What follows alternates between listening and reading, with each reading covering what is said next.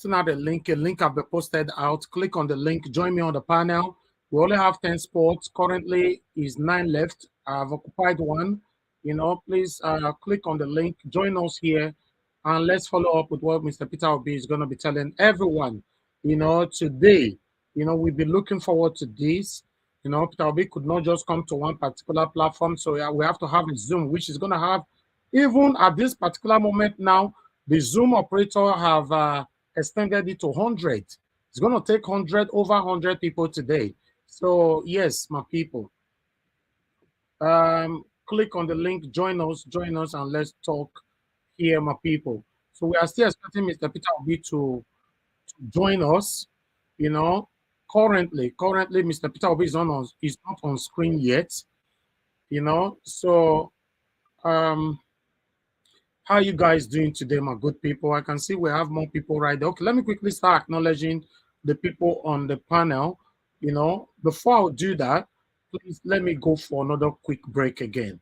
There's something we need to fix right now. Sorry about that, guys. I know they do competition with anybody. If I offend you, forgive me. Show me love. Go there, biza. Kama bara wa lo ninu ife kan akanbi. I know they do competition with anybody.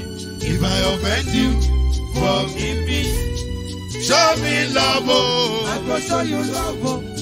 Kama bara wa lo ninu ife kan. But I know they do competition with anybody.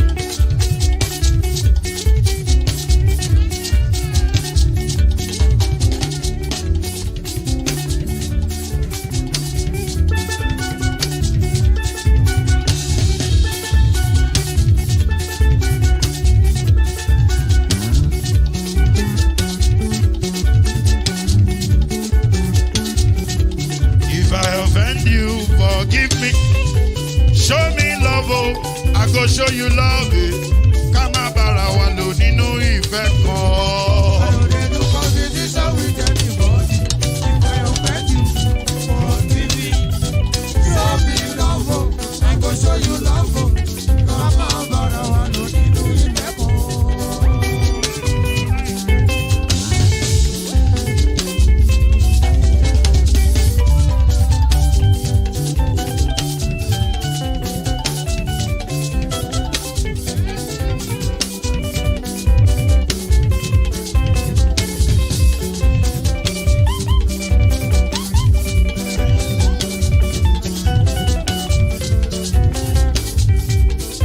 They do competition with anybody. If I offend you, forgive me. Tó bá ti sanwó fún Ṣẹ́gun Nàbí o, ẹ fẹ́ jókù. Alákọ̀bí Ṣẹ́gun Nàbí. Alákọ̀bí Sábà Mẹ́la. Anybody? Any bobo. Anybody? Mo ló ń folú, ó gbà mí bó ṣe rí mi láti kíníṣí. Délé mo ló ń folú, ẹ jẹ́ ń sọ̀rọ̀. Délé o.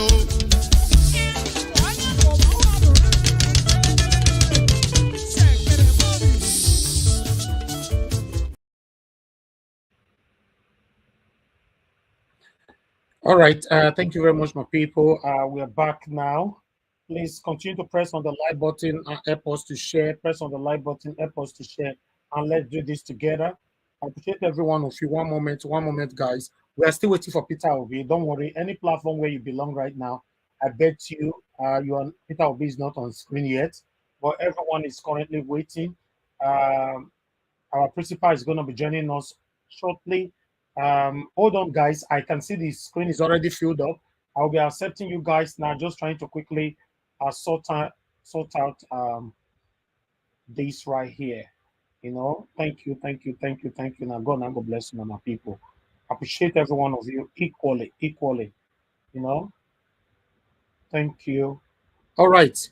Okay, okay, all right. I've done that. Okay, let me start bringing people in quickly. Um, please, everybody, stay mute. Don't unmute yourself if you don't want to speak.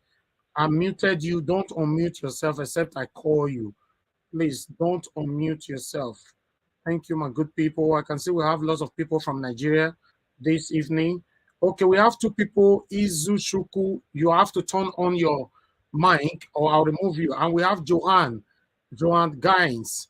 Please turn on your mic. Okay, thank you, Izu You have done that. I'll accept you in now. Joanne Gaines, please do that or I remove you so that someone else can come in. Okay, you just remove yourself. Okay, yes. Any other person can come. I sued federal government of Nigeria because then I was a private citizen. And I sued them and I said, nobody who can afford new vehicle buys a used one. You cannot stop people from buying what they can afford. I sued the system. It was police when they banned Molu in Lagos. It was on the same condition. I said, listen, you can't just see somebody who can afford Molu. Everybody wants an air-conditioned vehicle. So unless we challenge that, we cannot say, as they have faith in judiciary. And if they fail, they are part of this system we're trying to change. Nobody's going to be free if anything goes wrong. Anarchy consumes everybody. We've seen everybody end up in IDP camp in various parts of the world, including the high and mighty. So it's not going to. What we're saying here is that we want to make the system better.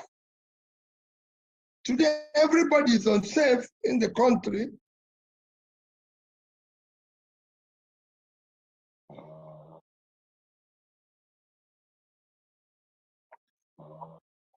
Yes, I'm here. So for me, let's go through it. The judiciary might seem to have changed, but I still believe in it.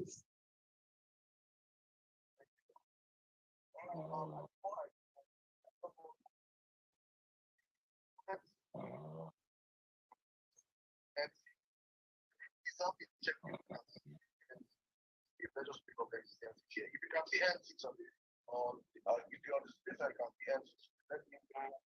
Just hit me up on the comment section so I can bring you up to think you up here. All right. I think that's for Nigerians to interact with our presidential candidate. Guys, please. This right now, and you can use the hashtag to ask questions because that is the only way we can read questions. We have 3,000 comments on the comment section, and I can read all these questions. So it's important that we get you guys using the hashtag. These guys, thank you. All right, let's take the first speaker for the day. If you're up here, also able to ask questions, please answer up so we can take a cue. If not, we have to drop and bring other people up. Thank you. All right, Madam Lady, why do you have the space, please? Okay, Timmy, sorry, let's take the ladies now. Thank you. Okay. All right, my job is good. Thank you. Okay, good evening, sir. It's good to talk to you today. My question is, sir, your energy level, your worker level is next to none. So my question to you, what I mean is that today you're in London. The same day, it's likely you'll be in Nasarawa, and the other day you are in another state, and you still maintain this high energy. And as a young person, to me, I'll be honest to you, I'm kind of envious. So for me is, what is your secret? And before you can answer the question, I have a bigger fan here in the name of my mom who just wants to say hi for a few seconds. Hello. Good afternoon, Your Excellency. Good afternoon, Mom. I am a concerned Nigeria, and Thank I am you. 100% obedient. Thank you, Mom. We the people are solidly behind you. Thank you, Mom. And we pray that God will help us reclaim our mandate. Well, Mom, we're committed to it. And I'm sure God that is seeing the pain and the suffering of people in this state will help us to stop this criminality that our nation is going through today. And I'm sure it will happen. Yes, and I said victory is ours. Thank you, Nigeria ma'am. is our country. Nigeria is our country, and Nigeria must survive. It must. Long live your victory. Thank Long you. live your victory. Thank you, Long ma'am. live the president, my Thank you. president. Thank you. Long live the Federal Republic Thank of you. Nigeria. Thank you so much. Thank you, sir. My sister, I don't have any other energy that better than you have. All I do is that we must be able to fight this, and I can tell you, it is the energy in you, your obedience, that are committed in what we're doing. For me, like I keep saying, my desperation is to see Nigeria work. Not to be the president, but to see it work. And I know it can work. We have this pool of talented, committed people and allow criminals to hijack the process. Look at what we're going through. Look at the waste. If you see the struggle now to be anything, look at the amount of money we wasted going through election, spending over $1 billion to conduct an election that nobody will in any way assess as one. Look at even the cancelled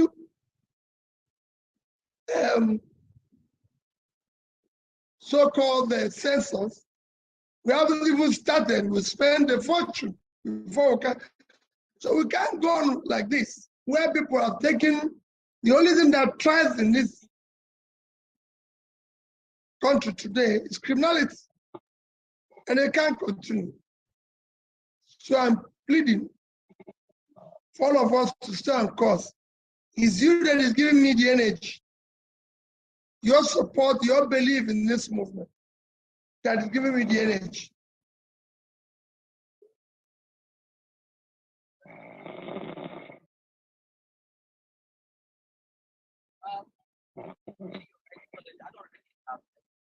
I just say, I just express my gratitude and let you know, right?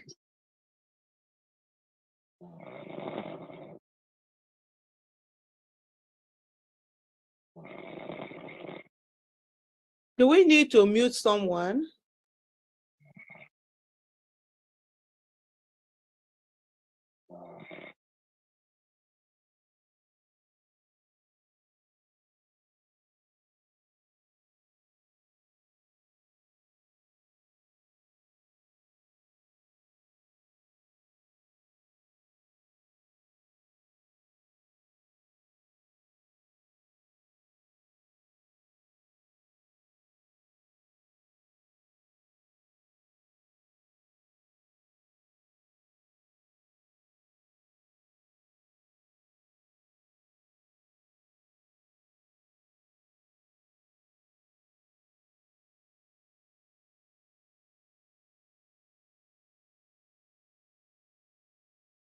Hello, admin.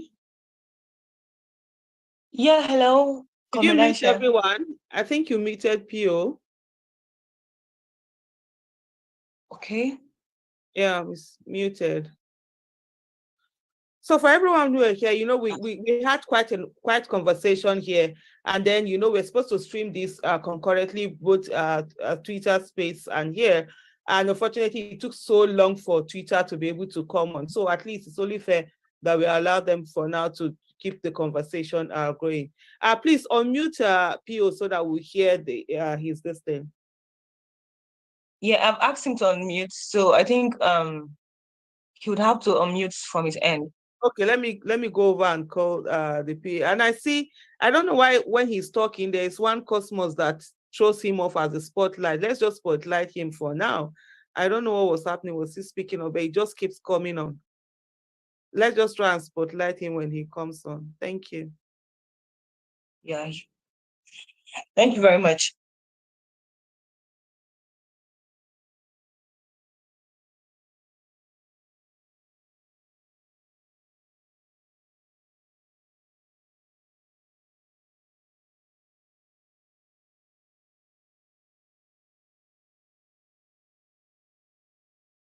I think one of the things everyone have to understand is that giving up is not an option at all.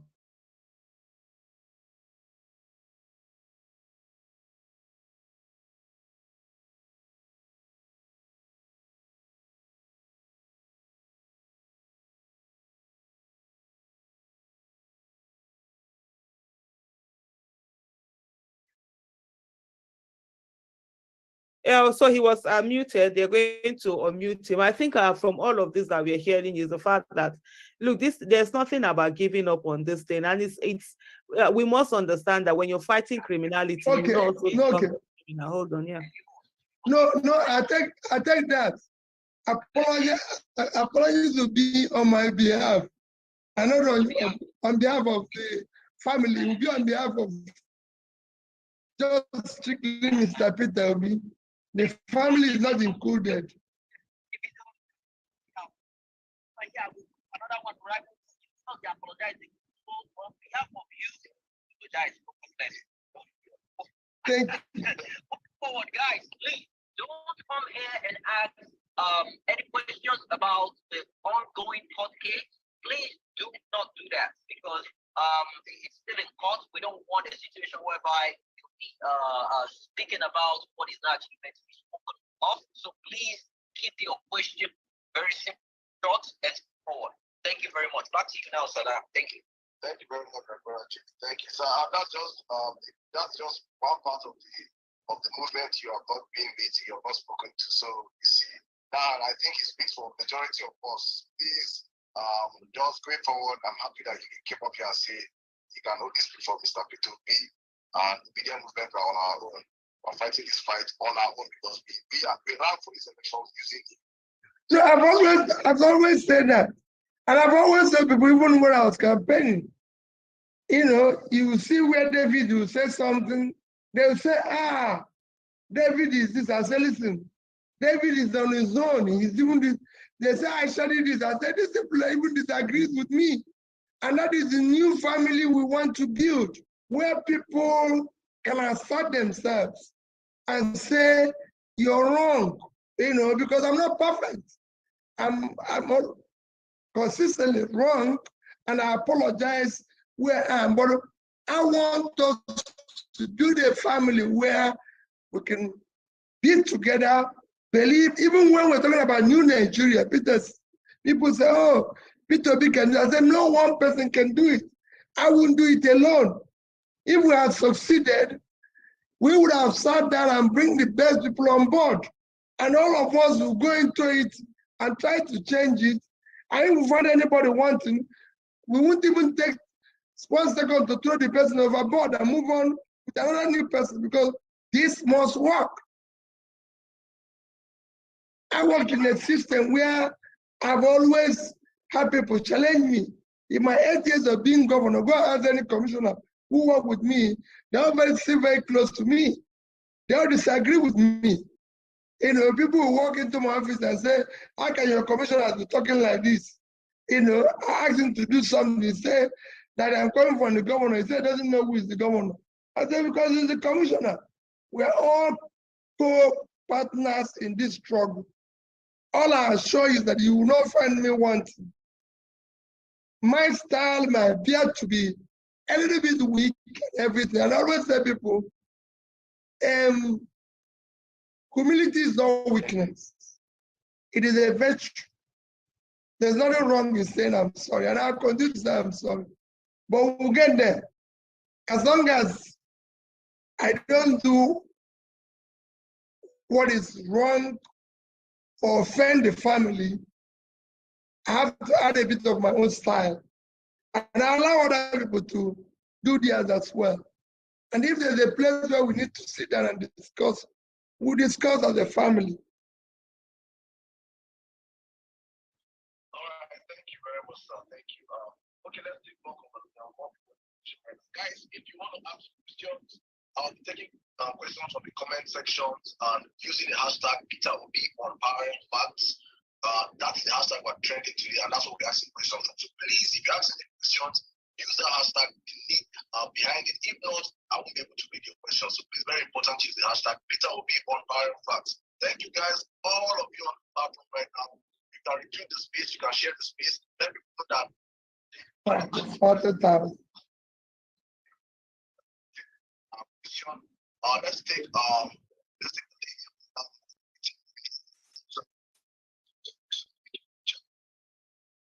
Thank you, Mr. Good evening, sir. It's Good a evening. pleasure to have you on the space, and it's. I'm going to keep my questions short. I have two questions. The first question is, following the unfortunate outcome of the presidential election, we have seen some Western governments who are, supposed to uphold democracy, validating the unconstitutional outcome of this election. How does that make you feel? And my second question is, your decision to run under the Labour Party, inspired a lot of young people to take the bold step into politics, myself included. I contested for the House of Reps seat for Gujayala Federal Constituency. And it was my first time, contested for the electoral office. Yeah, but it was a very unpleasant experience, to watch the very flawed electoral process, especially as a young woman. It was very demoralizing. And I just wanted to ask if you have any words of advice. Don't be demoralized. Don't be demoralized. Once we finish this court section, I'm going to start moving around and touring where I'll have opportunity to meet people like you. This year, everything went into a rush. Don't be demoralized. Change is a very difficult thing because we're trying to bring a change. Remember, when you try to bring a change, you have for enemy all those who live off the old order. Even those you're trying to better their life, because they're not sure whether you will succeed, are on the fence. So bringing a change is a very difficult thing. I've been in this process. I contested the election in Anambra State after I had 3 years of campaign, spending a fortune of my own resources. I was in court for 3 years. I used to come to court even alone. Nobody is going to be there with you. And then, of course, 6 months into it, I was impeached for doing the right thing. It was for doing the right thing. If I give you number one item where I was impeached, was because my own office as governor, the budget to refurbish it, approved budget, from my predecessor was 292 million naira, and I spent only 43 million renovating it, and the house, because they were to benefit from it, said I didn't go through the due process. And that was my number one for being impeached. Number two item, and that's where I was up, was same thing. They had a budget of 481 million naira, 86 million naira to refurbish, to rebuild and refurbish the governor's lodge, which is my own lodge, where I'm supposed to live. I did everything with 81 million naira. And on these two items, I was impeached for doing the wrong thing. If I went to court, when I presented my case in the court, everybody was. So if you're going through this, it is a difficult, painful thing. But it's not going to be easy. It's going to be difficult. Look at what is happening today, where people stay 4 years in office and leave office saying they will build a house for them in the capital, build a house for them in Abuja, build a house for them in their village. So if I'm governor of Anambra State, they'll build a house for me in Oka, build it in my village, build it for me in Abuja, and pay me where they change my cars every 2 years or every 3 years. So when I said to people that Anambra State have not bought me a bottle of Coke since I left, people are saying, you're crazy, you're useless, you're this. At times, even your family members are questioning, what are you doing? Are you the only human being? So it is difficult. But remember, We believe that we must change this because we're on the right course. Otherwise, we'll consume everybody. So please do not be deterred, do not be demoralized. I know you've spent your time, your energy, your resources. It is difficult, but don't go away.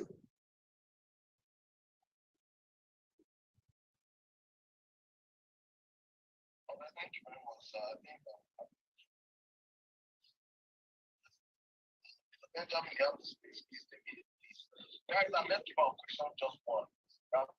Plenty don't ask questions, so just drop one question, frame your mind with a question, and ask a question, and give a question. Thank you, Mr. Benjamin. Thank you. Thank you, let's drink the land. So, Benjamin, I want to say thank you for the opportunity. Thank you. I just want to come here and give you that comment that you said. Don't forget, 1 year and today, you left it behind. We all followed you.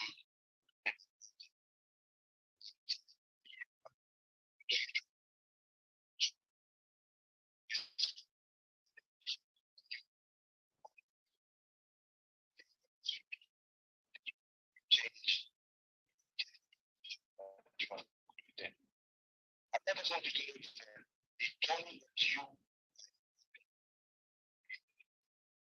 started all this together. We are with you till the end.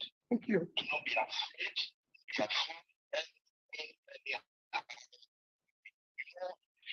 send them back to us and ask us to join. Thank you. Thank you.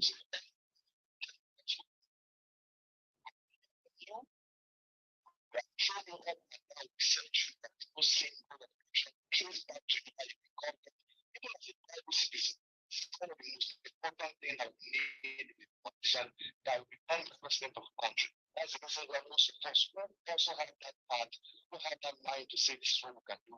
And we just have on our chest. That's the reason why we're supporting you, sir. Thank you. Thank you. I'm pleased.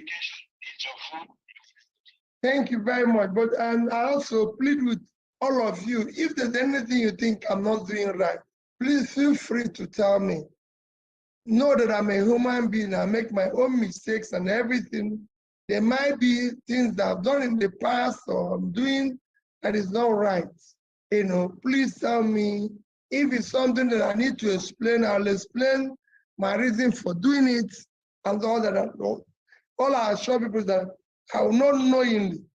I'm one person who has sworn with my life and my children that I will never knowingly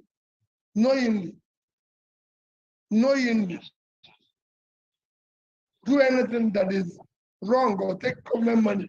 So for me, please just be advising me from, we must be a family that advises each other, tell each other when you're wrong. Especially, I want to hear bad news always.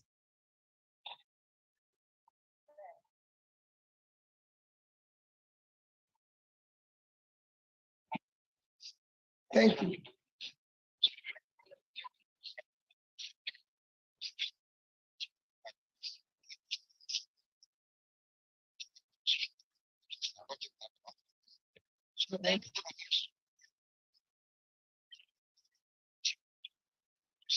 Thank you. Theo, can you increase the volume, please, so that we can hear what the questions being asked?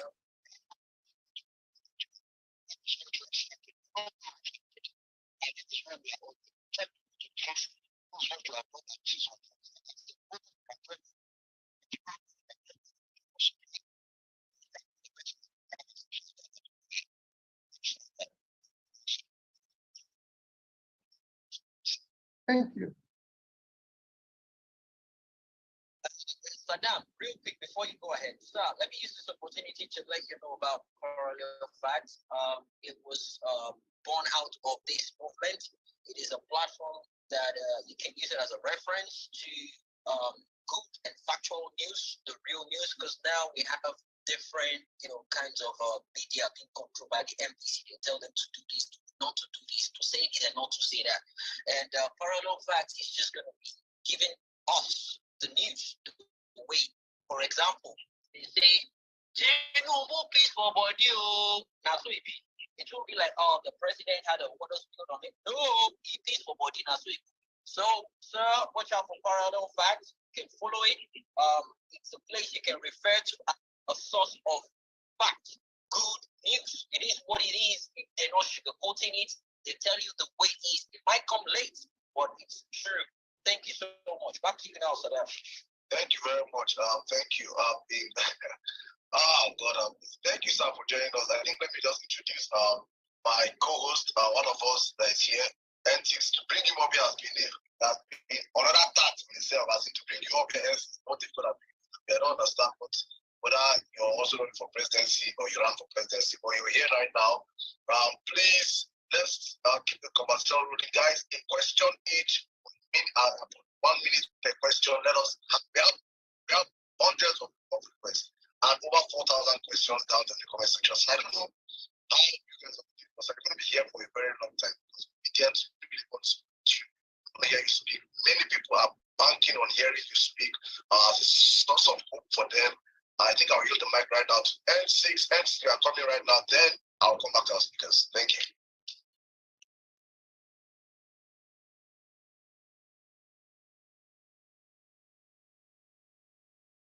N6, are you there?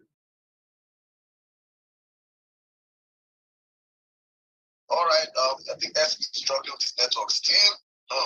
Let's take a lady. Then I'll come back. Come to you next if you're ready. Mbolade, you've been here for long, so we have this in a minute. Good evening, Your Excellency. Thank you. Good evening, my sister. Right, so initially I was going to ask a question, but then, I know you're a man of faith.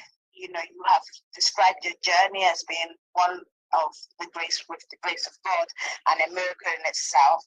And so I was listening out to the Holy Spirit, and it came to me that I needed to read out Psalm 91. I know that very good Psalm. It is indeed. Very good Psalm. I am reading the Amplified version, and it speaks to the security of the one who trusts in the Lord. Yes. It says, verse 1, he who dwells in the shelter of the Most High will remain secure and rest in the shadow of the Almighty. Right. Power no enemy can withstand. I will say of the Lord, he is my refuge and my fortress. And he is. My trust, with confidence and on whom I rely. For he will save you from the trap of the fowler and from the deadly pestilence. He will cover you and completely protect you with his pinions, and under his wings you will find refuge. His faithfulness is a shield and a wall. You will not be afraid of the terror of night, nor of the arrow that flies by day, nor of the pestilence that stalks in darkness, nor of the destruction, sudden death that lays waste at noon.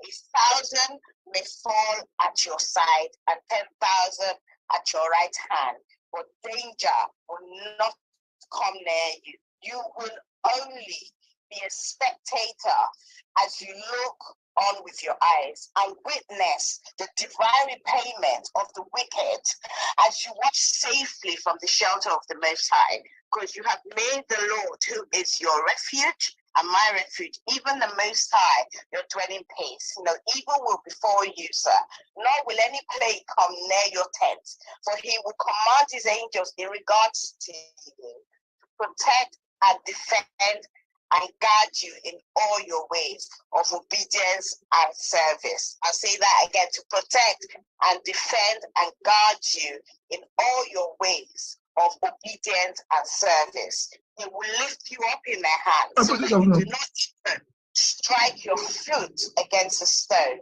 You will tread upon the lion and the cobra, the young lion and the serpent. You will trample on the foot, because he has set his love on you. Therefore, he will save you. I will set him securely on high, because he knows my name. He will set you securely on high, sir, because he knows your name. He confidently trusts and relies on God, knowing you will never abandon him, no ever. You will call upon God and he will answer you. He will be with him in trouble. He will be with you in trouble. He will rescue you and honor you with a long life, and he will satisfy you, and he will let you see his salvation. Amen. Thank you, sir. That was all I wanted to share. Thank you, my sister. Thank you.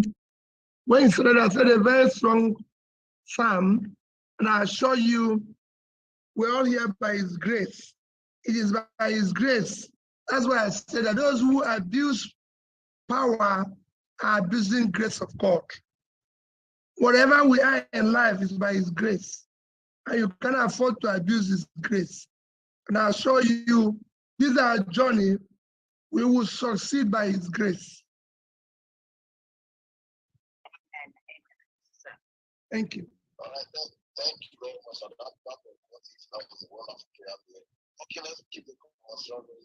Mr. Junior Obedience, you have to space in a minute, please. Thank you. Okay, thank you.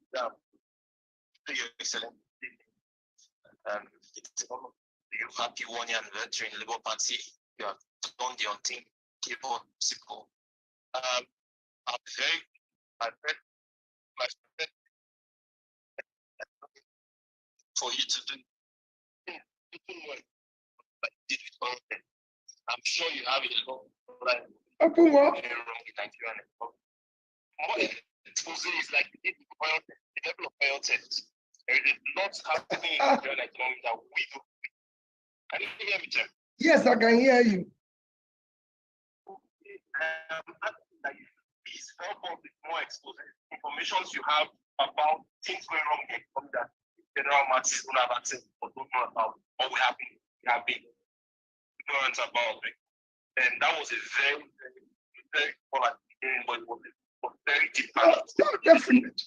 You know, I say it every day that is a criminalizes, you know, and that is why you see us politicians juggling and paying any amount of money for position, doing all sorts of things, killing and maiming people, doing all sorts of things. So if it is going to work, the level of aggression, the expenditure and everything would drastically reduce.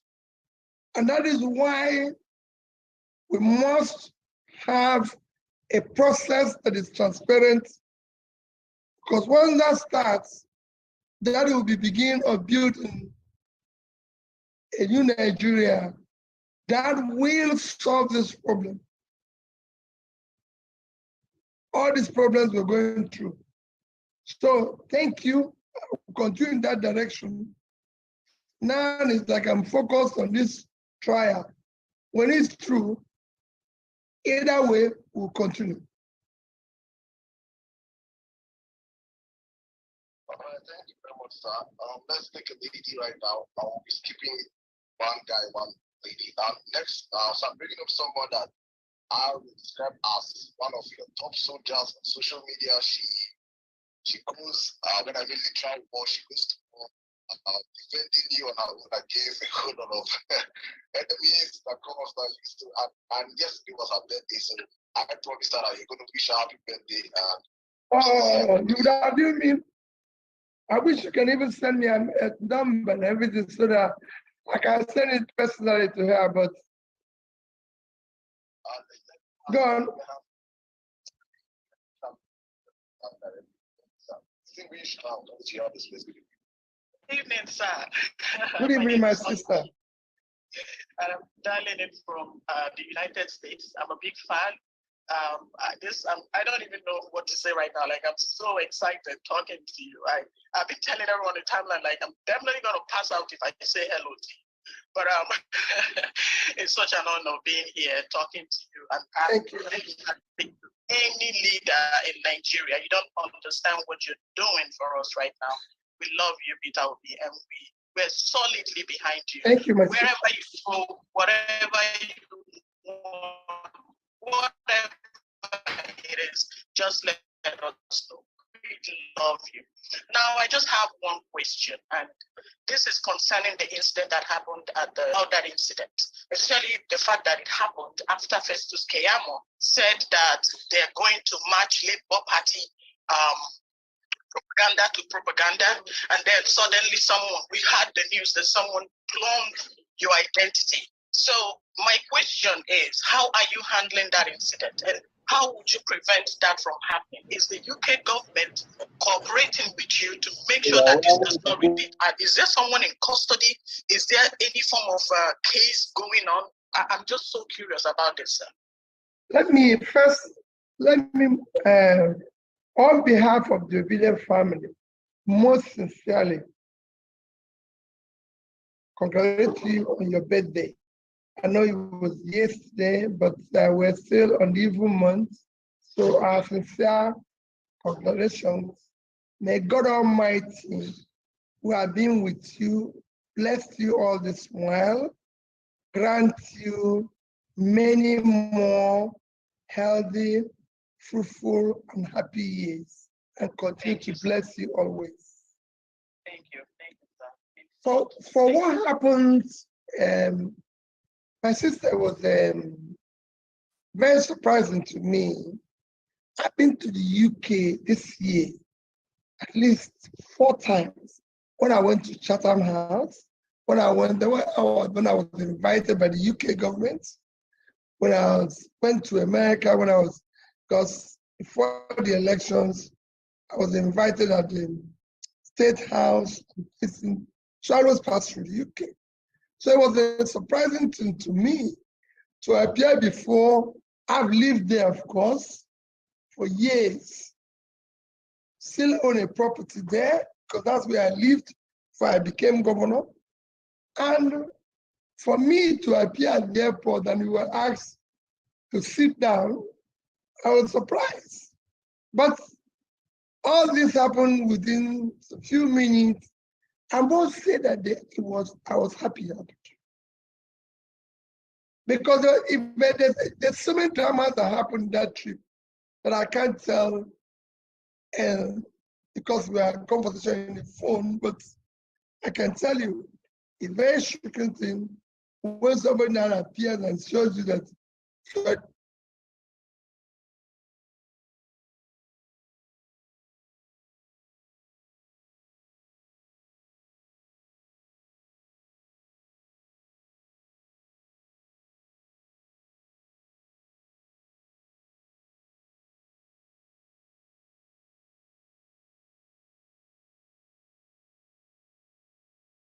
to me. But when I told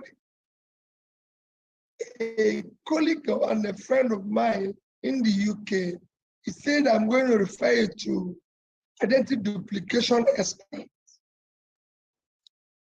And I went to see, after an hour, 20 minutes meeting, I came out shocked.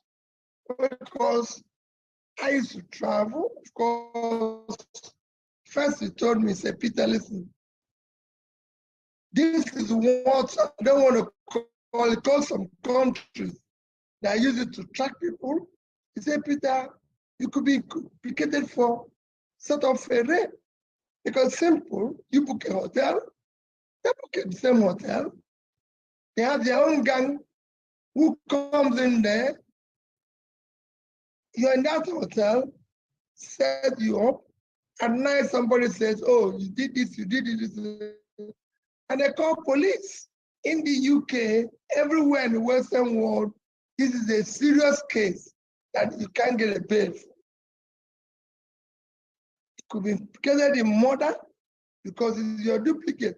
And because it's your identity, you checked into the same hotel. They use it to check into the same hotel.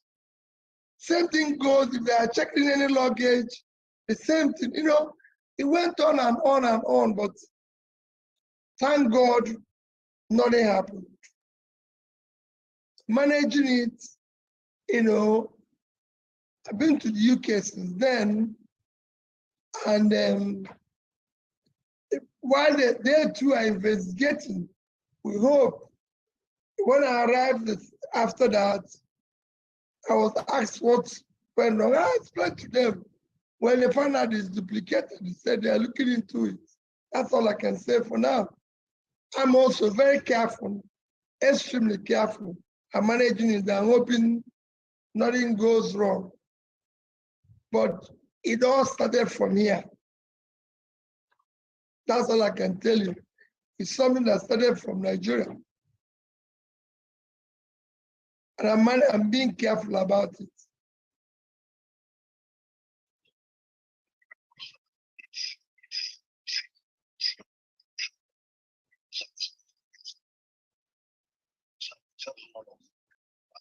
And get solicited, receive your response, that you come and everything. And I'm like, you guys have to understand that man himself is passing through the whole world himself. And the best you used to take to passing through is something that's what I'm eating. So thank you very much for that, sir.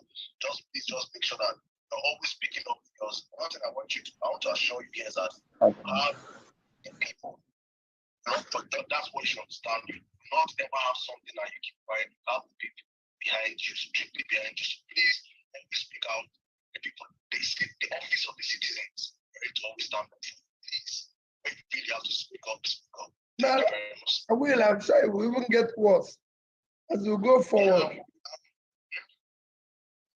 Thank you. Let me think I've been here for the longest. I don't know if your audio is good now. Can you hear me? Yeah, I can hear you. Good evening, sir. Good evening. I might start asking you questions from the most basic angles, because I really want us to start somewhere and head somewhere, so that way we don't discuss tribunal in one question, then the next question we're discussing something totally different. Currently, the president-elect of INEC, we cannot even verify his real name. So I might ask you one of the funniest questions, but please, let's start at the very beginning. Excuse me, sir. What is your name? Where are you from? Who is your father? How many siblings did your father give birth to? How many children do you have? Who is your wife? Just basic standard information that currently, as we speak, we cannot even swear that the person in Aso Rock can give this information accurately. So let's just start at the most basic. Who is Peter from beginning? Introduce yourself to us. Well, very simple. My name is Peter Gregory. I have a what I can call a local name, which I deliberately, people will always ask me, why, even my children, Dad, why did you leave this off? And I said to them, I didn't know why my father gave me that name. Because, Peter, they say is rock. Then my father gave me an Igbo name that says, Onwupase. What it means that you can't die. So I said, what a combination. So let me remove this, because I must die one day. Why should you say you can't die? So that's, I don't have sight, but it's there. But that is Peter Gregory Obi. I was born in July 19th, 1961. So I was born after the independence. I always say that of course, if there's any mistake, it's from my mother, not from me. I was born in Waterside Hospital in Onitsha. Everybody knows Waterside Hospital in Onitsha, where I was born. And I started my primary school in Holy Trinity Primary School, went to Santa Maria in Onitsha, and then went to St. Augustine. I was in 3 primary schools. The reason being that I had an auntie who was teaching, and my auntie is fond of me. So wherever she's transferred, she wants to go with me. And of course, I was born in a family of 10. My mother had 10 children, 10 of us. So we're quite a number. My parents lived in Onitsha. If you live in a town called Onitsha, everybody knows the supermarket they call Aldi So Supermarket. 75 New Market Road. That's my father's business, the oldest supermarket in, call it store in Onitsha, where my father used to trade in the 60s. Everybody knows him. That building is still there. It's where they have 75 New Market Road. They have now Mr. Biggs there, because of course, he's in years, of course. My mother is a baker and a trader. So I went to these primary schools I mentioned. I went to Christ the King College. Anybody who went to CKC in Onitsha knows me very well, because I passed where I was deputy discipline prefect before I left school, played for the junior football, at least in 1 or 2 matches. So I'm well known in the CKC. From there, I went to University of Nigeria, Nsukka, from 1980 to 84. There's nobody who passed through Nsukka who will tell you he doesn't know. What am I?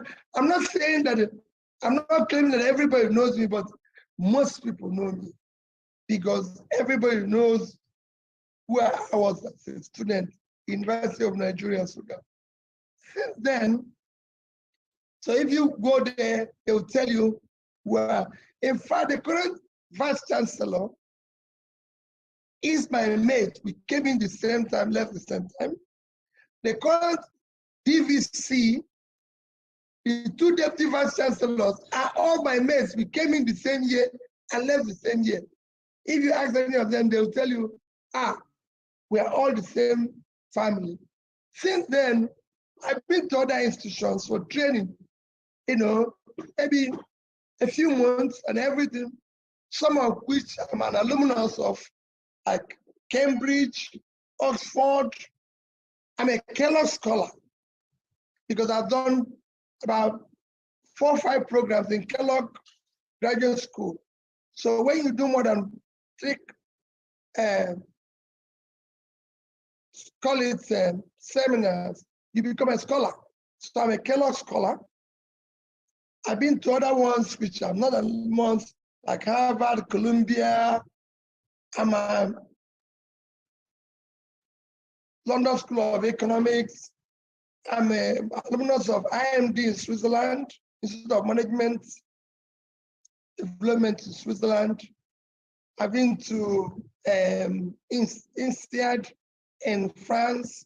So these are institutions, and they're all recorded. If you go there, if you say, oh, this man passed, if you look at my CV, you see what the training or seminar went there, is recorded. You can go and verify them and all that. And of course, basically, I'm a trader. So then my trading life in Onitsha.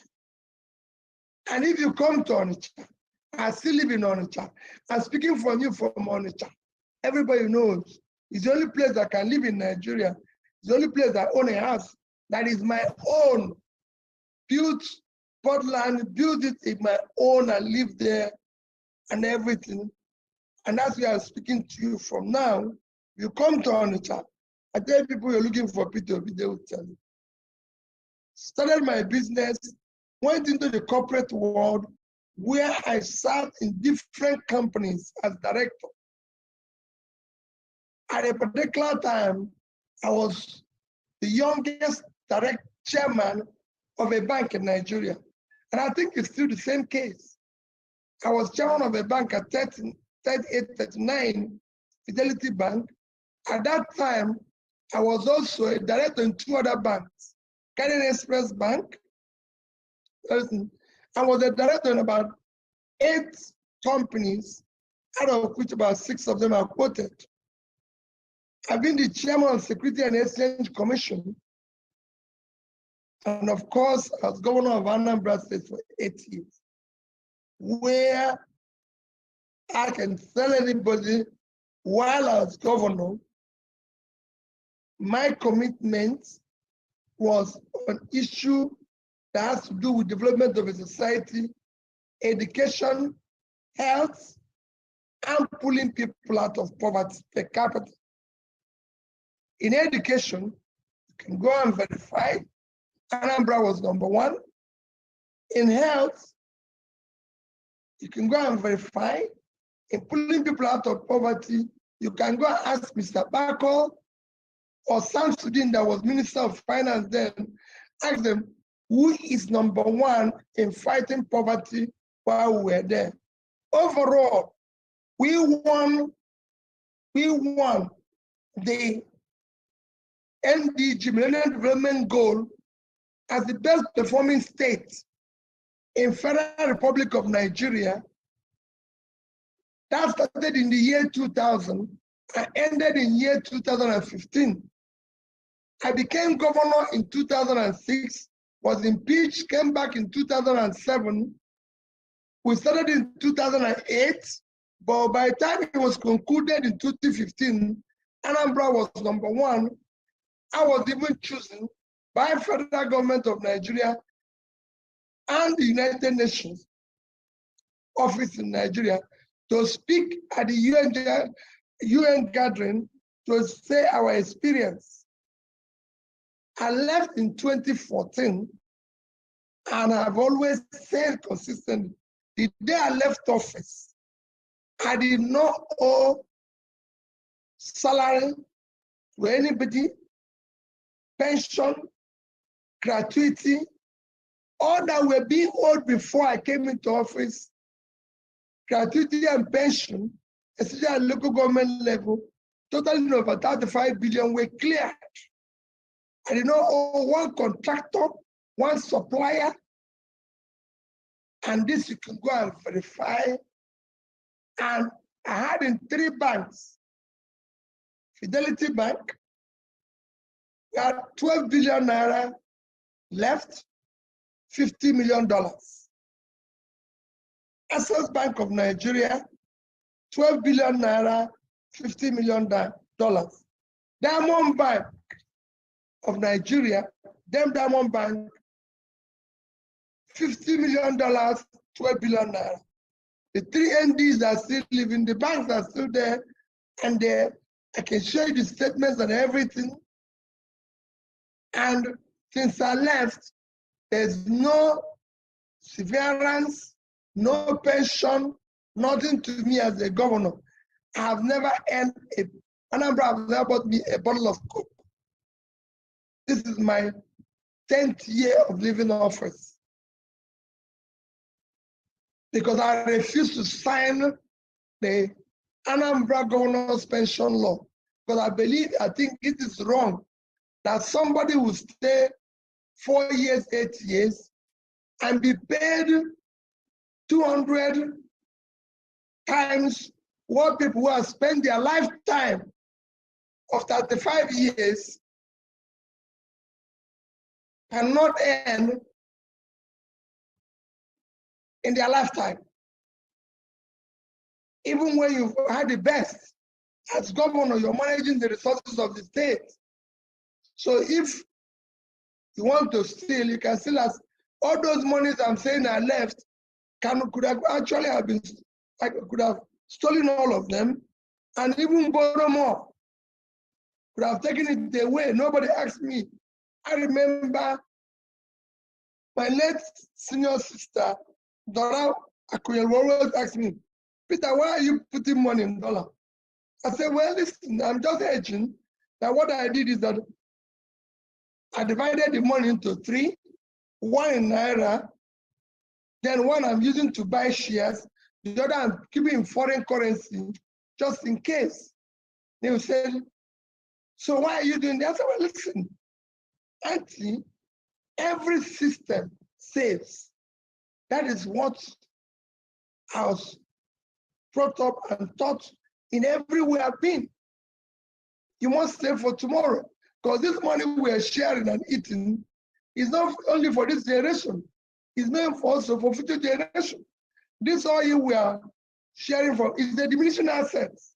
One day it must finish, so we must save for tomorrow. So there's nothing wrong in saving.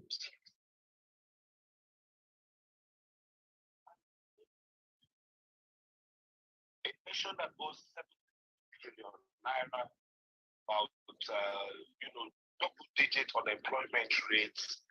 Even look at how the election ran. Why are you interested in leading Nigeria? Just in 1 minute, why are you? I mean, with all this stress, sir, I would have packed my bags and gone to London and taken a holiday. Why are you disinterested? Well, for me, it is. Thank you very much for that question, because you know that what is happening can change. You know you can change. You know it can be better. Where will you want to see a situation that can be better? And you will not want it to be better, because you can sacrifice for it and make it better. Because let me use the instance of what we're going through today. Especially, I was speaking to somebody. I was in Kaduna. I'm sure you must have seen it in the news just yesterday. I was in Kaduna. And I said somebody whom I argued for about 2015, 2016, when Buhari was coming into office. And he was telling me that as a military person, he's going to fight the insecurity. And I said to him, listen, you don't fight insecurity by might, by power, by using guns and everything and all that. Yes, you do that, but you have what you can call fighting insecurity in what I can call natural way. So we met again, and I said, are we more secured now? So he gave me a excuse. This I said, let me tell you. The first method of fighting insecurity is by ensuring that you pull people out of poverty. The more you pull people out of poverty, the more you fight insecurity. It is when you've done that that you will be able to deal with the issue of those you can call criminals. But today, the system has been criminalized because people have stolen the public wealth instead of investing it in critical areas of development like education, where you now have almost 20 million people, 20 million out of school children, where you have so many people who are supposed to be educated who have not had the benefit of passing through a school. Where you have 130 million people living in poverty, and you say you want to fight security by shooting them or by putting police on. No, you need to start pulling them out. So when you think you can do something, why do you have to stay away from doing it? I'm sure you have read what WHO said. Yes, World Food Organization, WFO, said about Nigeria that there will be hunger in Nigeria this year. And even went to say that the state where we're going to have the highest hunger is going to be Borno State, Yobe, and Adamawa. And like I keep telling people, how can we have a state like Yobe that is 70.9 thousand square kilometers of land? Yobe, 45.5, and Adamawa 36 point something. These three states alone, just three of them combined, is over 150,000 square kilometers of land. That is 3 times the size of Israel. sorry, over 7 times, that's over 7 times the size of Israel. It's over 7 times. Israel at 22.1, so 7 times should be about that size. Yet Israel can feed themselves, export some agricultural goods, though they import some because they want some variety. But these states can't feed themselves. They have been declared a hunger zone. What is the vast land doing? So if you see opportunity that you can solve this, if you see opportunity that the vast land in the north can actually earn more money than oil. Most of you are calling from, are joining from United States, and you know that today, the #1 state in terms of GDP in America is California. What is propelling California? Is agriculture knowledge. And this is what we can provide here easily. And that is why I want to get involved. I want to get involved. I want to be part of changing this narrative. I want to be part of changing this negative situation of Nigeria. And that's why I keep saying, for me, the expression is still Nigeria work. I'm sorry I took more than 1 minute. You allowed me, even 10 minutes, but I have to do that because we can't wait. Anambra, for example, that I came and did a little work, we were number 26 and 27 in WAEC and NECO, and we became #1. Anambra became the only state in Nigeria where all secondary schools are computerized, had internet, all of them had 2 buses. So you can change it. And I know with people like you, we can change it.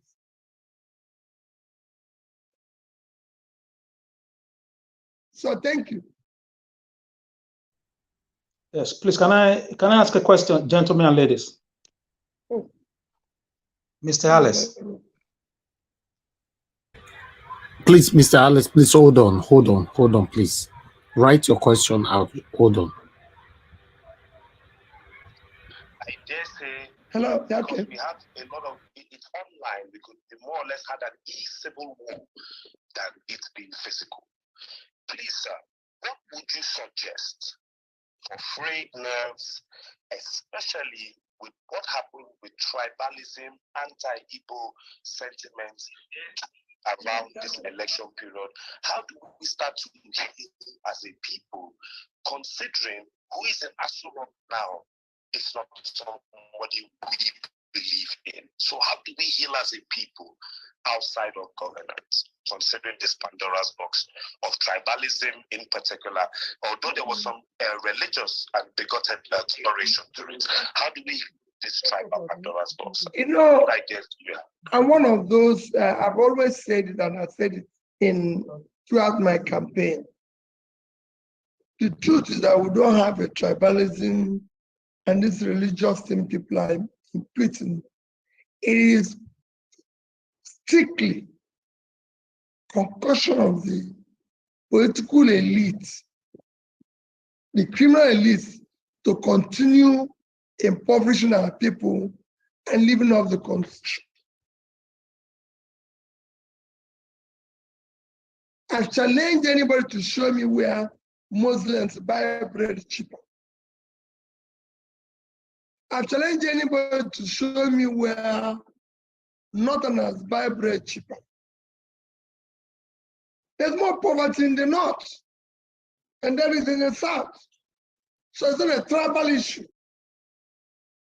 And I've said to anybody who cares to know, if I'm president today, I'll be celebrated in the north. It's not a religious issue. I've not seen where Muslims buy bread cheaper, or there's a road town that the Muslims pass through. I've not seen where Christians buy bread cheaper or anything, or there's a hospital built specially for Christians. When Nigerians are sick, Christian, Muslim, they go to Dubai, they go to Egypt, they go to England. And I, for one, I've said it, I was governor for here for 8 years. 8 years. My ADC is from Kanu, and he remains the best policeman I've ever met in my life. We're close today and everything. I'm not somebody who usually, I've never been, I'm not somebody who goes to hospital very often. But once in the UK, I was told that I need to go through a minor procedure. The procedure was conducted by Dr. Ayo, who is from Ondo. We remain friends till today. Whenever I'm in the UK, and I discuss about Nigeria, about everything. I have a lot of Yoruba friends, very close, whom I talk with every day. We do business together and everything. I've done businesses in Lagos. I've done businesses in North. I used to have office in Kanu, Maiduguri, and Kaduna. And I said it just yesterday, that if we want the country to work, we must resuscitate the industries that have collapsed in Kanu, Bompai, Sharadan 1, Sharadan 2, Kaduna today.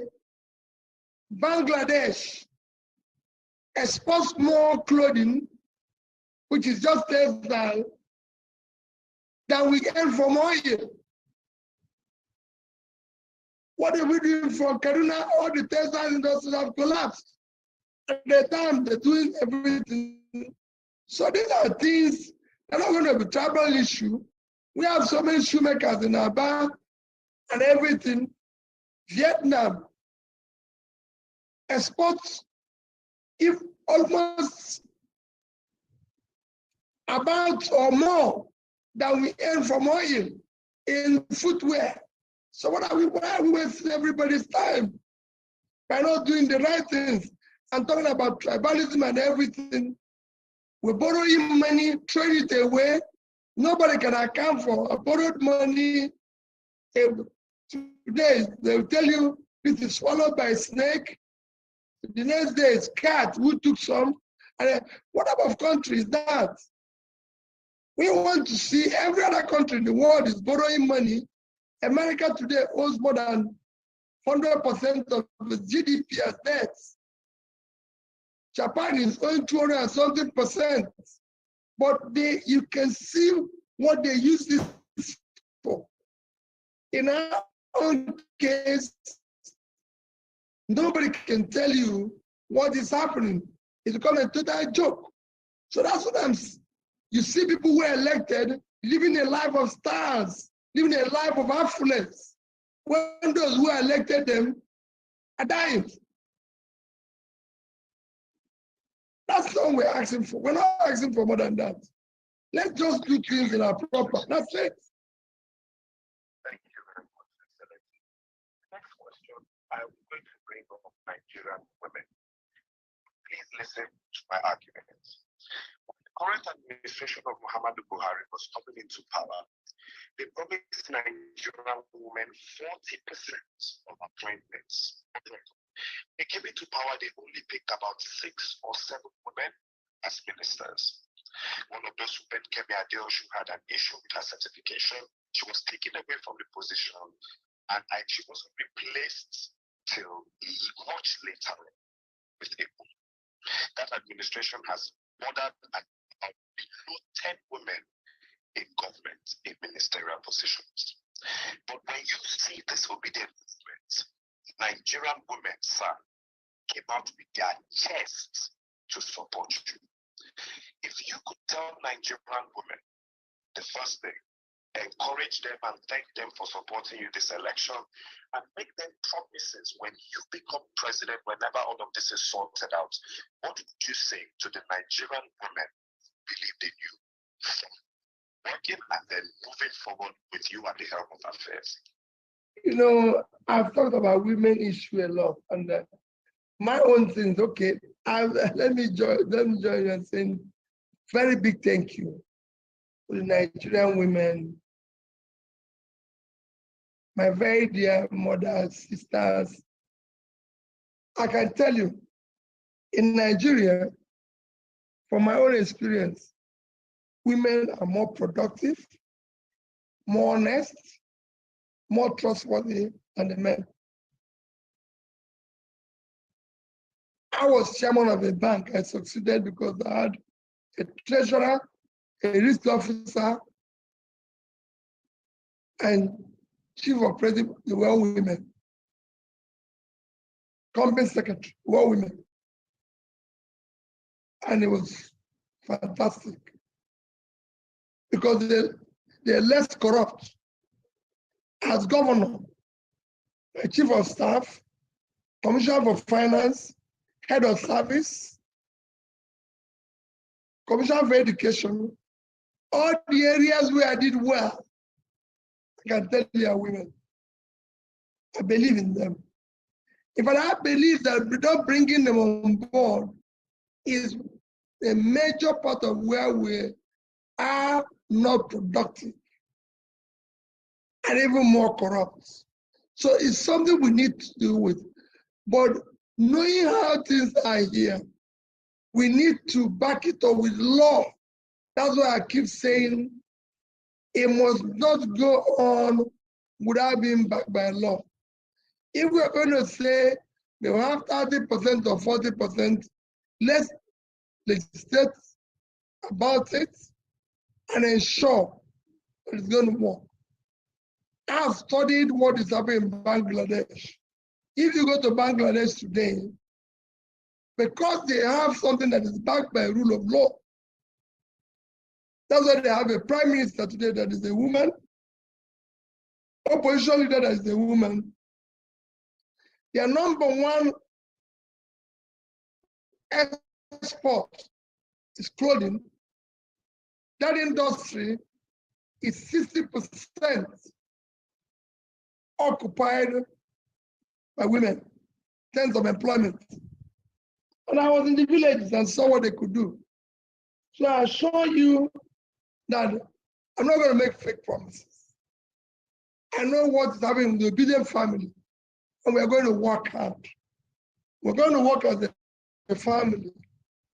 And you know, I can't preach, like when I came to Anambra State, I kept telling them, I can't do all this and come and fail. It will be, you know, people didn't vote for me on the 25th of February. They didn't vote for Peter Obi. They entrusted their hope on me. And you can't dash their hope. It was like going to a bank to pay, credit their money, hoping to withdraw it at an appropriate time. It's not because, I mean, they know they're not going to get anything from me other than just keeping to my promise. And I would have done that. I had people like, so many of them sacrificing and following me around and everything. It was, there's no way I would have done a lot, including ensuring that Nigerian women are brought into governance, ensure their place in corporate world, because not just in government, and pay emphasis to education of the women, young girls in the North.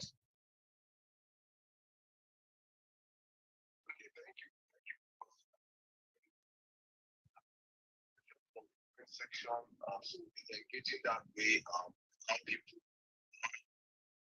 This one's from our people down there. They want to talk to you, but we have about 35,000 people listening to you now. So in case you don't know, I've had people on Zoom, and they're telling me that I've abandoned them and went on this Twitter.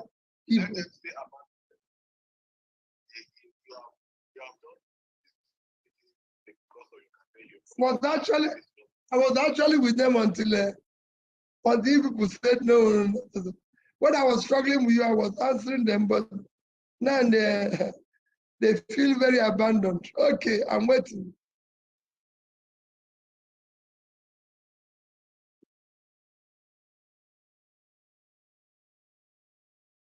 I'm not hearing you again. What is that? Betray us. We hope that they don't take that for granted. We know the law. I can tell you, sir, that most of the obedient can be your lawyers, and most of them didn't study law. Some of them now quote Constitution, they quote the Electoral Act, they quote, INEC guideline, and we know the law. So we are just telling the judiciary that we know the right thing, but we just want it to come from them. So thank you very much. I think one question on the comment section I should just ask you on behalf of that person was about the Middle Belt killing, and the person was trying to ask what's your take on that, and how do you intend to handle it? When? Let me be honest with you, it's a very sad situation. I spent my Christmas in Benue in IDP camp. It is unfortunate that people can live in IDP camp and refugee camp in their country when they're not out to war. Look at what happened in Plateau. It's unimaginable that all these things are happening in a country where we're supposed to have a democratic state. It's something we need to deal with head on. It's something we will have to deal with head on. I say it twice, because the whole borders on lack of education, poverty, and this concussion by politicians to make us remain divided, either by religion or by ethnicity. Because people say it's about land, people say it's about this, people say it's about that, and I laugh. We have far more vast land than United Arab Emirates, Dubai, that we all go every day. So it is not about land. If it's land, I do not think we are going to be having that problem. People say, oh, it's about religion. And I've always said it, you've heard me say it several times. Our own religion is not different from what is obtainable in other countries of the world. I'm a Christian and I'm a Catholic. If I go to Dubai, when I used to go there, I worship at the Catholic church there. The Catholic church in Dubai is built, the land was donated and built by Emir of Dubai, who is supposed to be a Muslim. It was donated and built by Emir of Dubai. In Indonesia, they have church and they even have bishop there. Indonesia is the country with the highest concentration, the most populated Muslim country in the world. So it is not about religion. In London, the mosque, Central Mosque, the land was donated by the Queen of England. Was donated by Queen of England. He is not a Muslim. He is the head of Church of England, Anglican Christian Church. So it is not about religion. It is that people are not educated, they are poor, they've not been taught, people are using them, using tribe and everything to manipulate them. these are things we must deal with and deal with it head on. Thank you, sir. I think we'll still have this space. I would like to have a commitment from you, sir, because the whole of Obedience, we really want to be having you on spaces. Because going forward, we understand how the journey is going to be. Many of us have never been through this road before, but you have been through this road 3 times. Although as a governor, people will really need to be hearing from you. So probably when you say bi-monthly, hopefully we can really have that these spaces bi-monthly. It's going to be very, very helpful for the Obedient movement. But let me allow the remaining speakers up here to ask you questions real quick. 1 question each, please. And I think I'm going to take a lady, my sister Pearls, another strong voice and strong advocate for the movement, and one of your strong disciples. She's up here also. Pearls, let me bring you into the conversation now. Good afternoon. Good evening, my sister. Okay, good afternoon, Saddam. Thank you very much for this space. Good day, David. Your Excellency, it's very good to see you here on this space. And what I have is a comment, not a question. This is something I said to you when you came here to the US in one of your meetings with the Obedience, and I'm going to say it here again. Your Excellency, I just want to say thank you very much for who you are. Thank you for stepping up to contest. And you've given a whole lot of Nigerians hope that Nigeria can actually get better. Because trust me, before you came out, sir, a lot of people had lost hope that anything good can actually come out from Nigeria. So coming out to contest gave a whole lot of people hope. Thank you very much, sir, for changing the dynamics of the Nigerian political space.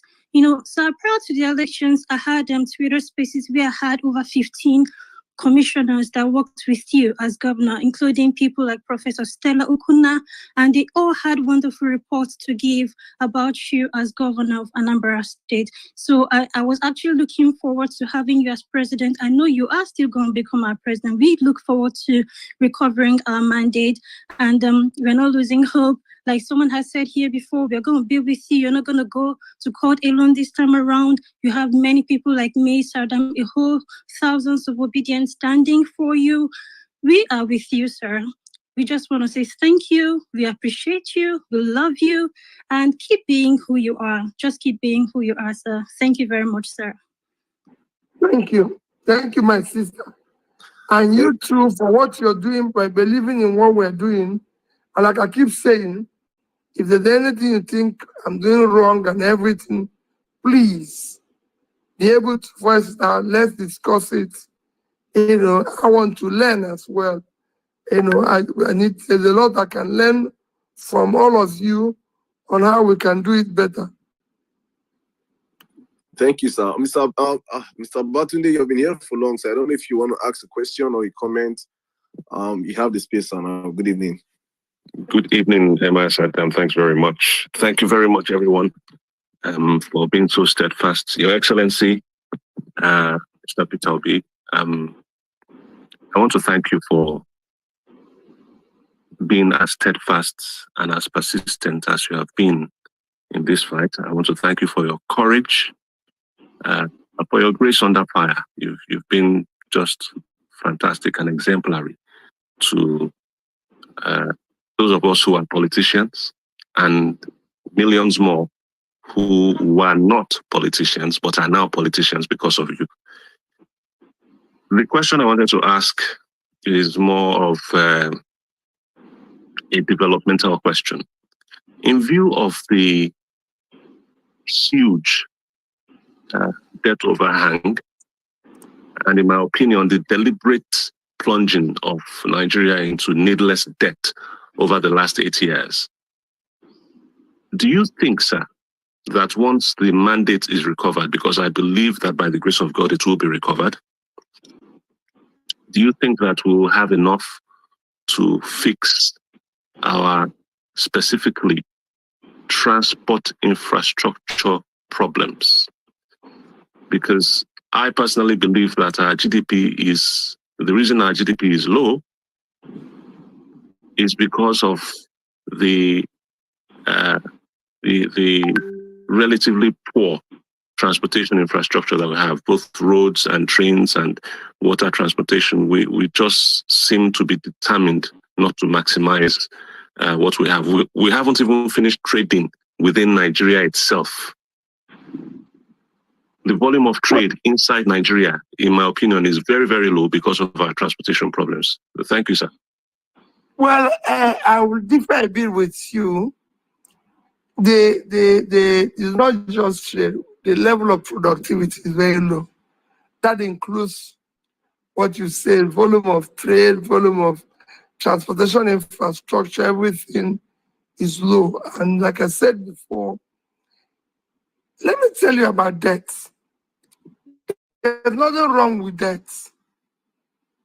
It is what you use the debt to do that is a problem. All the G7 countries that you see that are meeting, and they call them the 7 most developed economy. None of them owes less than 70% of its GDP. To the best of my knowledge, unless it changed yesterday. America now, with about 25 trillion GDP, is battling with that 1 trillion debt. That's the biggest economy. Followed by China in size, but China is low when you compare to per capita. So I'll say followed by Japan. And Japan is owing to over 30% of their GDP. The difference is that the debts in these 2 countries, Germany, Britain, are invested. The people know where this money, is invested. They're invested for the benefit of the people. Ours is that it is all about consumption. When you borrow for production, you're going to get the benefit. When you borrow for consumption, you've thrown it away. And that is where the problem is. So we're almost at a debt of over nearly 40–50% of our GDP without anything to show for it. When Japan is owning over 230% of their GDP, everybody knew that this ballooned when they were trying to save their economy during the financial crisis. And today, Japan is still the highest holder of US treasuries. So they will have some invested. We don't have that. If we become productive, you start pulling people out of poverty. You generate more money, and with that, you start again reducing or managing your debt. Let me give you an example. Our debt today is about 80 trillion, which if you use the official rate, call it $200 billion, which is about 50% of our GDP. But I can tell you, if you borrow, if we're able to invest another 50 billion properly in critical areas of development, you can have your GDP, you can have a growth of over 6%, up to 7%, which can now bring you within a short while to a GDP of 600, which will increase your per capita, reduce your debt. Your debt is down to 200. You take another 50, your debt has increased to where it is almost maybe 60-something% of your GDP. In fact, if you borrow 100, you have 75%. But if you increase it to 600, it comes down to 50. Because last 100 you borrow, you've invested it properly. If you throw money today, we can generate more money today from agriculture. It's like when people talk about this issue of rate of exchange. You can strengthen your money today by doing more exports. What drives the exchange rate? Your reserve. What drives your reserve? Exports. Nigeria is a country, if you use 2021, because 2022 we're still looking at the numbers. In 2021, our export was 18.9 trillion, which at 650 is under $30 billion.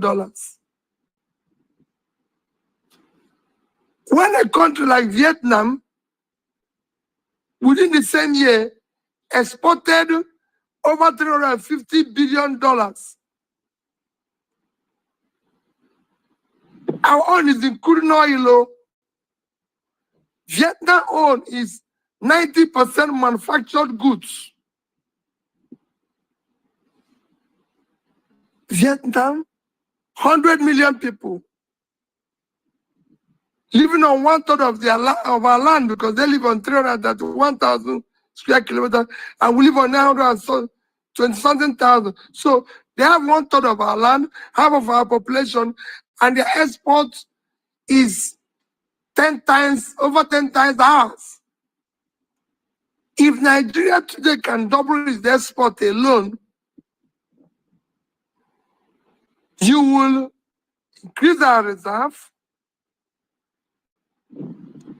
bring down our rate of exchange, and if you continue investment in critical areas, our GDP will grow, your per capita income will grow, you pull more people out of poverty, you earn more revenue.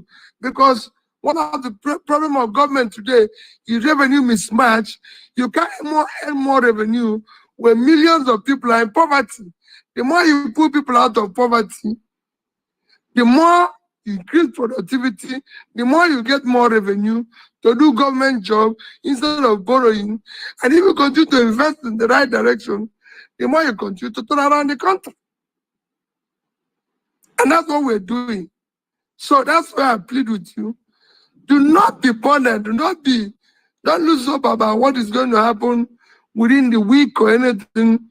Let us remain law-abiding, remain peaceful, watch what is happening. People will try to do it. And I'm not saying that those who are going to come in are not going to do the right things or wrong things. But remember what I said. The process through which people arrive into office, for me, is far more fundamental. Somebody can go to exam, do exam malpractice, copy pass, come out of school, and become the best entrepreneur, become the best of everything. For me, let's get the right things right. Let's get this right. Because that's what the children, that's what the young ones are going to look at. We now have people in primary school and secondary school belonging to cults. Belonging to cults. That is unbelievable in our country. Why do you think they're doing that? Because they have seen their parents do the wrong thing. We must stop that. And that's where I am. And that's why I plead with you people. Please, as we go through this pain, let us stay together. Let us vow to do the right things. Let us vow to do that people should have the right character. We want to see the right people where people can tell us who they are, the background, is the normal life. Nobody is a saint. Nobody will claim to be one. I don't. Maybe I've made some mistakes in the past. Maybe I've done some things wrong. Maybe I've done this. But like I always say, I can't say I've knowingly done this thing, which is wrong. I can't say oh, I've given the resources to manage. Somebody asked me a question about a month ago. He said, Peter, supposing tomorrow we found out there's a place you stole 10 billion of Anambra money. And I said to him, you'll never find out. He said, I said, you will never find out. He said, supposing we found where you stole 5 billion. I said, you'll never find out.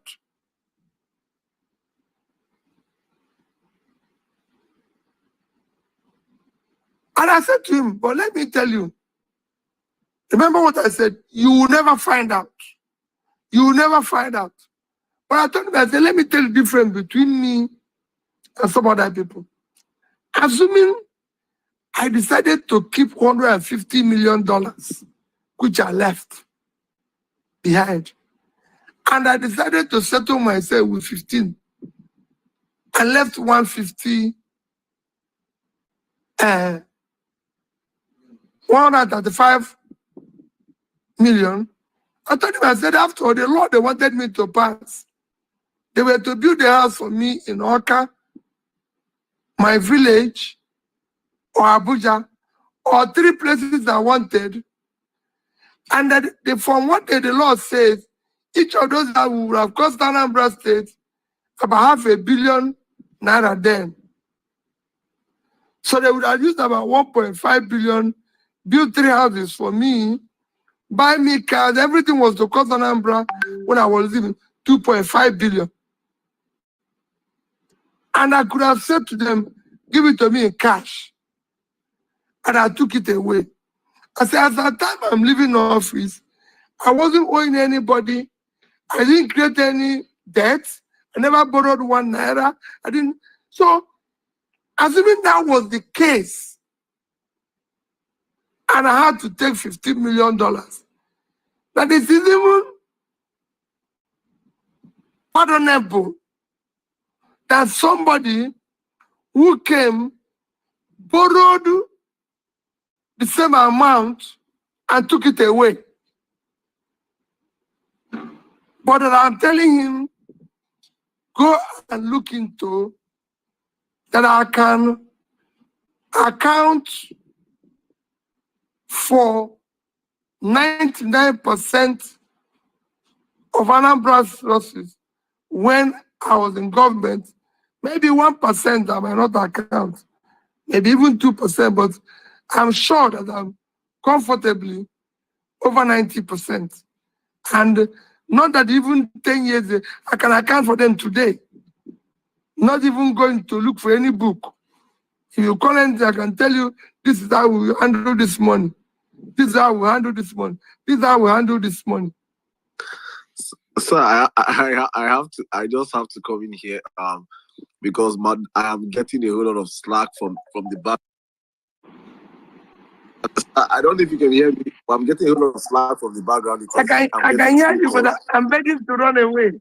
Yes, exactly. That's what I just want to do right now. That's what I want to do right now. Please, guys, you have said you're going to be coming here bi-monthly, so we have to hold you by your words. If you can account for Anambra's money 99%, we're going to account. You're going to hold you accountable for your words here on this platform. We're expecting you back in 2 weeks' time. Is that a deal? No, I thought they said bi-monthly. I thought every 2 months, not 2 weeks. Every 2 months. Okay, once every 2. No, quite frankly, we can meet as long as often as we can. You know, every 2 months, so that we have enough to discuss. You know, because when we now come, we cannot schedule that we will be doing maybe 2 hours, and we look at different areas because we're going to be moderating. What are we going to do every party? I remember that when it is over, I'm going to go around and thank all of you who have worked so hard, the states, everything, you know, because people have worked so hard. This won't just be a situation where it's all talk, talk, talk. We need to see, talk. I need to learn. I want to learn as much as possible from you people. Thank you very much, sir. You have to leave now because my neck is on the line. If you spend 1 more minute here, I might get fired. So please, thank you very much. Please don't who fire you. Talk to Aisha. But let me assure everybody. I thank all of you for this evening and everything. And please remain prayerful for our country. We have no other country except this one. Remain prayerful for the leaders and the politicians, that it touches them to do the right thing, use the country's resources in where it will be productive. It touches them to obey the law, do the right things. Now we cannot spend money wrongly the way we're going, just like we have just done, spend $1 billion for election, and then 80% of it ends up in the courts. We should be able to do it better. Spend money to do things in the right way, a more organized manner, and everything. Remain law-abiding, and be always, always, always say things and stand for what is right. It is important for us. If we all do it together, we will achieve.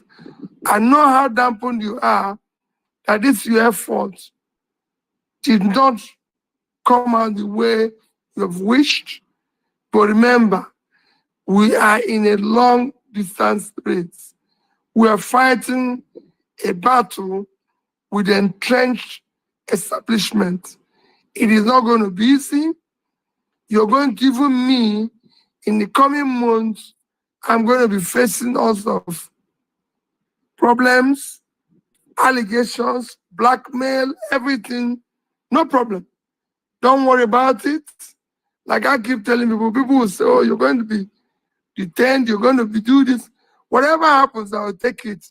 All I can tell you is that I'll remain law-abiding. I'll follow the rules. I'll do the right things. I will not in any way bring my country or you or anything to ridicule or do what is wrong in the country. We must do the right things. We must speak truth to power, whether they like it or not. We must do the right things because this is the only country we have, and we must make it better for our children and for the next generation and pull people out of poverty. We must remove it from consumption to production and make it one of the great countries of the world. So I thank you people for all your sacrifice. Do not in any way feel dampened. Feel great because you've been part of this greatness. Thank you and God bless you. Thank you very much, sir. Thank you very much. It's a pleasure having you on the platform. Hopefully in 2 months' time, we'll be back here again. You address your people. Please stay strong for us. Do not cower to them. And whenever you think you're in the tight corner they have boxed you, please speak out. The most important thing you should understand is that you have majority of Nigerians behind you, and majority of us are going to stay with you to the very, very, very end. Thank you for choosing to do this with us on the Power and Facts. Hopefully, we have you again in 2 months' time. Hope you keep to your words by then because we'll be disturbing you. And if you don't come, we will drag you. Thank you. And please, one more thing, do not apologize on behalf of the obedience anymore. We are big enough to handle ourselves. Take care of yourself and your family. God bless you very, very much. Please. Thank you very much. It's a pleasure to have you. Thank you, David. Do you have any parting words? All right, I think we might have the space running for the next couple of hours. We just have reactions from people on the platform. So you can leave. You can take your leave anytime you want. Or have reactions from our people. Thank you very much, sir, for having you here. Thank you, sir. God bless you. Thank you very much. I would like us, because obviously everybody listening to this, so I would like us to start another new broadcast straight away, because this is already over almost 5 hours. So I don't want us to add discussion to this. Thank you. So please, guys, if you are watching us from Naija Watch, we are streaming from 4 platforms right now. If you are watching us from Naija Watch, YouTube, we are streaming from 3 YouTube and another space. But one thing is that on Naija Watch, I'm going to end it. Refresh and join the new broadcast if you want to discuss this particular meeting with Mr. Peter Obi, our principal. So thank you very much. I appreciate you all. As I end this, join us again. I refresh.